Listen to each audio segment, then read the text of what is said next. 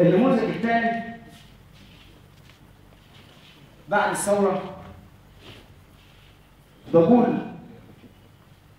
هل ترى أنا الحاكم ولا المحكوم الآن؟ أنا اللي بموت في حبك موت، وببصم لك بعلو الصوت. أنا اللي بموت في حبك موت، وببصم لك بعلو الصوت، وعزم لك تحية فجر، وبدعي لك في ليلة قدر، في ليلة عيد يا قمرايا وضلايا في عز الهجر.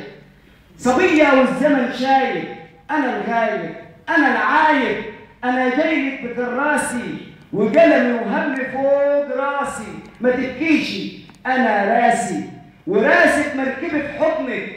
ما أنا اللي نزلت من بطنك، ما أنا اللي نزلت من بطنك، شربت علامي من رطنك، كبرت وعشت كان نيلك. بغنيلك وأبكيلك وأنا المحروم، يا طول ليلك يا رمياني في بحر هموم، يا قتلاني وفتلاني بحبل اللوم. وبعد ما فجرك اتمطع وكان حالي في يمين مطلع، وهو شعشع وانا عاوز افك الخط، وانا عاوز افك الخط واتعلم فنون العوم. لا انا عارف ولا شايف انا الحاكم ولا المحكوم. شكرا.